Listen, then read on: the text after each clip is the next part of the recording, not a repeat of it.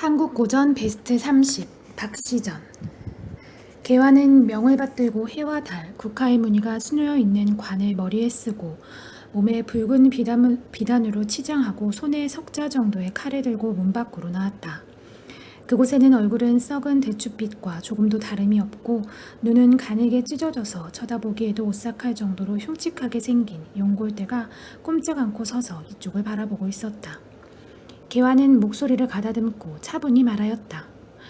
용골대, 네가 호위대장으로 위임받고 조선에 들어와서 나약한 여자에게 망신을 당하고 돌아갈 줄은 어찌 생각이나 했겠는가?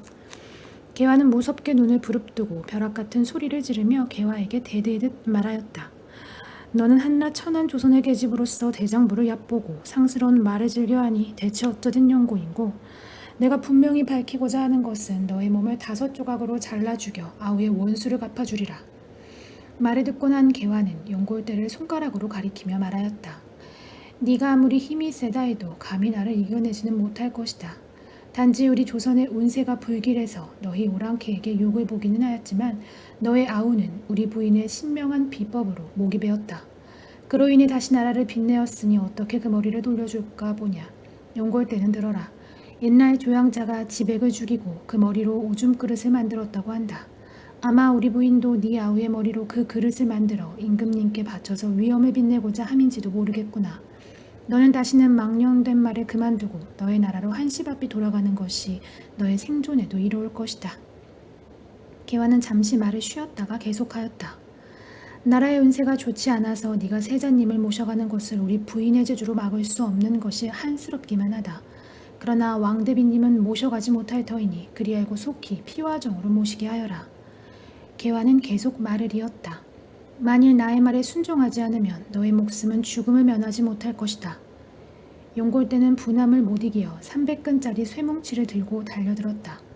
이에 개화는 거짓으로 패하는 척하며 화단을 헤치고 달아나니 용골대가 몰아붙이며 목청을 돋우어 말했다.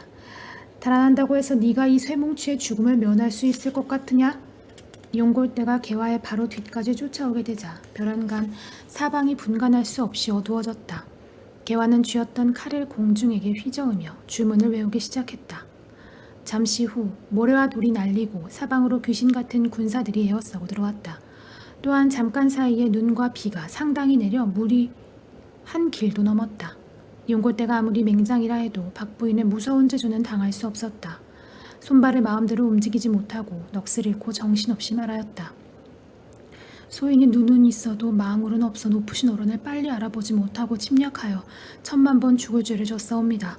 부디 목숨만은 건져주신다면 이 길로 제 나라로 돌아가고자 하옵니다. 개화가 큰 소리가 일렀다. 네 생각이 정녕 그렇다면 어서 왕대비님을 이곳으로 모셔와라. 용골대는 바삐 군사들을 재정비시키고 몇몇 군사를 불러 왕대비님을 피화정으로 모시도록 하였다. 용골대의 명령을 받들고 왕대비님을 피화정으로 모셔오라고 전하니 왕대비님은 세자를 붙드시고 눈물을 흘리시며 말하였다. 너희 세 사람은 부디 몸조심하여 무사히 돌아오기를 바란다. 삼형제의 세자님이 땅에 엎드려 눈물을 흘리며 하직을 고했다. 이에 왕대비님은 군졸의 인도를 받고서 피화정에 이르렀다. 그러자 박씨 부인이 급히 땅으로 내려와 엎드려 통곡하며 국가의 불행한 운세를 아뢰고 개화에게 명하였다. 용골대를 풀어주어 제 나라로 돌아가게 하라. 개화가 부인의 명을 받고 용골대에게 말하였다. 네가 돌아가는 길에 의주에 다다르면 부득이 임장군에게 죽음을 면하지 못할 것이니 이 글을 보여드리면 어쩔 수 없이 너를 살려보낼 것이다. 용골대가 크게 머리를 조아리고 절을 한 다음 군사들을 이끌고 의주에 도착했다. 의주 부윤 임경업은 용골대가 동쪽으로 돌아와서 죄 없는 백성들을 죽이고 세자님을 데려가는 것을 보고 크게 성내었다. 그리고 혼자서 창을 들고 말탄 채 달려들며 벼락같이 소리를 지르며 말하였다. 오랑캐의 대장은 목을 내밀고 나의 칼을 받아라. 임장군의 노여움에 불타는 얼굴을 보고 용골대는 겁이 나서 정신없이 말에서 내려와서는 땅에 엎드려 말하였다. 부디 장군은 노여움을 그치시고 이 글을 받아보소서 하면서 두 손으로 글을 받쳐 올렸다.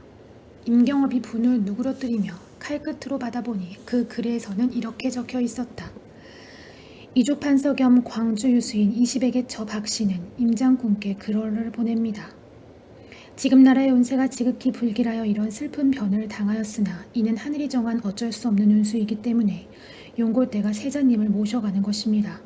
그러니 장군은 분한 마음을 진정시키시어 용골대를 무사히 돌아가게 하여 3년 후에 사제님을 편안히 돌아오게 하심이 현재로서는 해야 할 급선무입니다. 장군께서는 부디 박씨의 말을 고지 들어주시기 바라옵니다.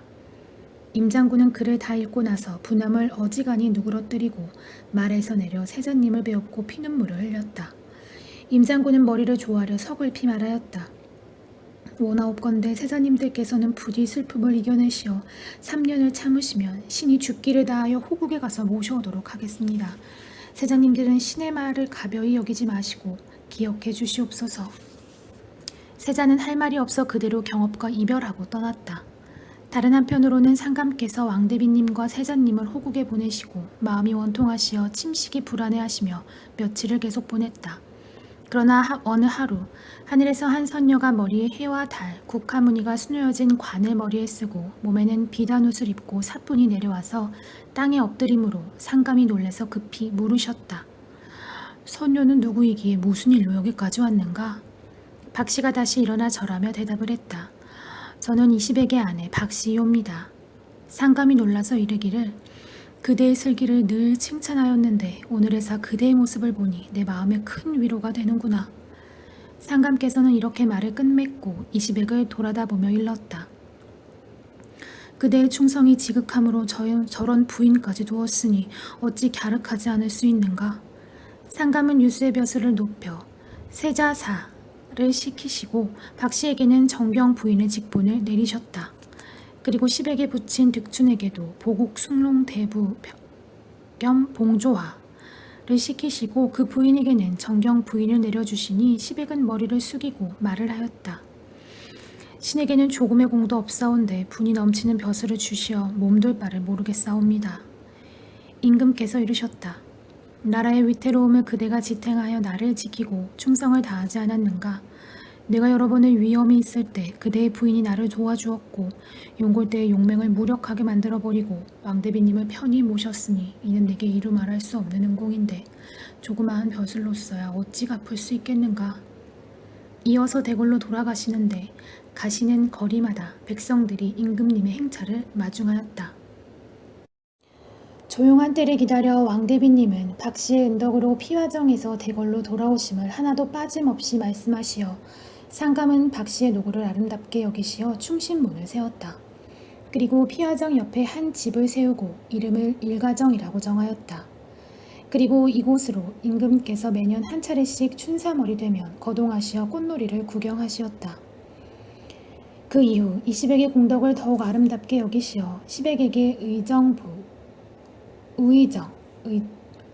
우의정과 대광 보국 수록 대부의 벼슬을 주시고 부인 박씨에게는 충렬 정경 부인의 벼슬을 주셨다. 그리고는 10액과 박씨를 매우 칭찬하시었다.